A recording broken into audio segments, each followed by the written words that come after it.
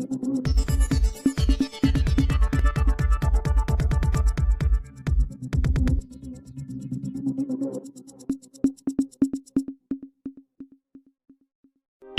પાકિસ્તાન સરહદી વિસ્તાર નડાબેટ ખાતે સિવિલ ડિફેન્સની મોક ડ્રીલ યોજાઈ। રાજ્ય સરકારશ્રીના માર્ગદર્શન અને નિર્દેશ અનુસાર ઓપરેશન અભ્યાસના ભાગરૂપે રાજ્યના વિવિધ વિસ્તારોમાં નાગરિક સંરક્ષણ વિષય જાગૃતિ અને તૈયારી વધારવા હેતુસર મોક ડ્રીલનું આયોજન કરાયું હતું।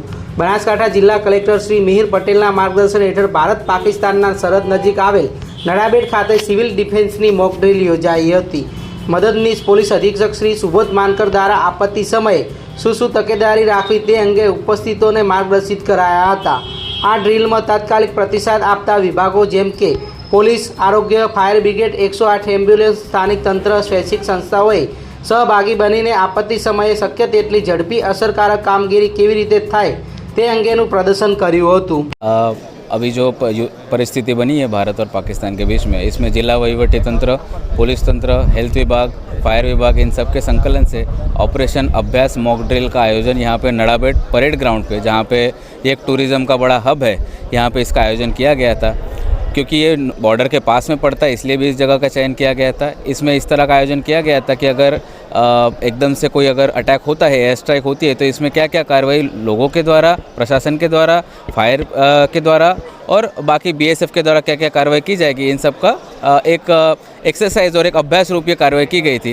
इसमें हमने लोगों को ब्रीफ किया कि उनकी क्या जवाबदारी है, क्या नैतिक जवाबदारियाँ है, और साथ साथ में इसका भी आकलन किया गया कि हमसे जो गलतियाँ हुई है वो एक्चुअल में इस गलती को ना हो। और साथ ही साथ लोगों को ये चीज़ भी अपील की गई कि आज 7:45 से 8:15 के बीच में संपूर्ण ब्लैकआउट का आयोजन किया गया है, जिसमें लोगों की तरफ से हम पूर्ण सहकार की अपेक्षा रखते हैं।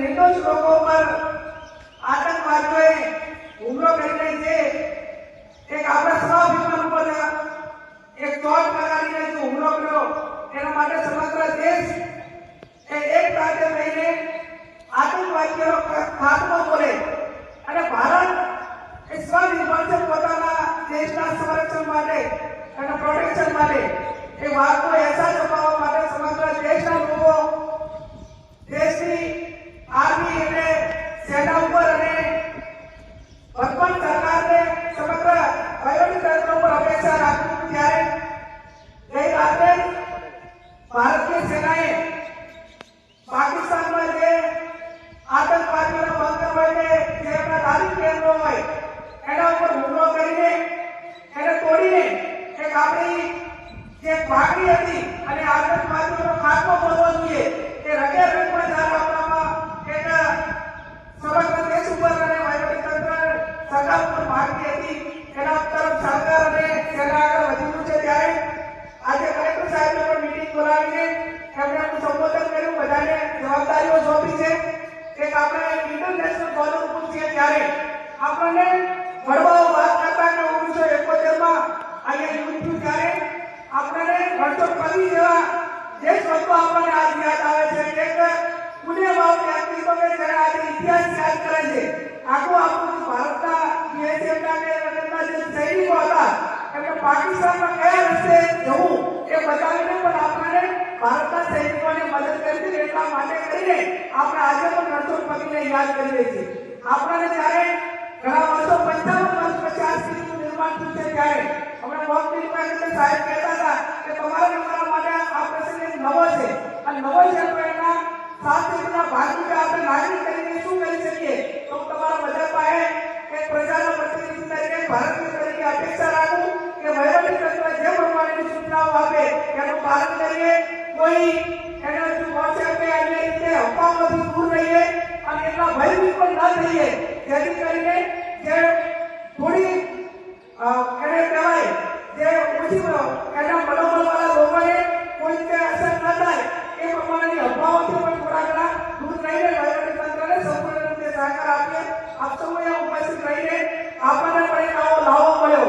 ખરેખર કઈ રીતે યુદ્ધ પહેલા અને થાય ચાલુ ખરેખર હમણાં સાહેબ કહેતા હતા કે ભગવાન દેશ મૂકી તો 71 વધ્યું એ ટાઈમે વાર્ષિક રીતે હુમલો કરી દીધો તો ખબર ના પડી. આપણે અત્યારે હમણાં જોયું કે તમે બધા અંદર તો પણ અમને કઈ લાગતું કે કદાચ એ લોકોએ હુમલો કર્યો હોય તો પણ આપણને ખબર ના પડે કે કઈ સ્થિતિનું નિર્માણ થયું છે.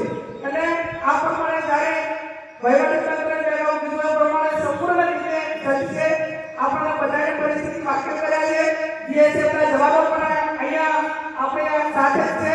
તો આપણે સૌ એમને મદદ કરીને આપણી ભારતીય તરીકેની આપણી જે ભૂમિકા છે, નાગરિક તરીકેની ભૂમિકા છે એ અદા કરવામાં સૌ આગળ આવીએ. ભારત માતા કી જય.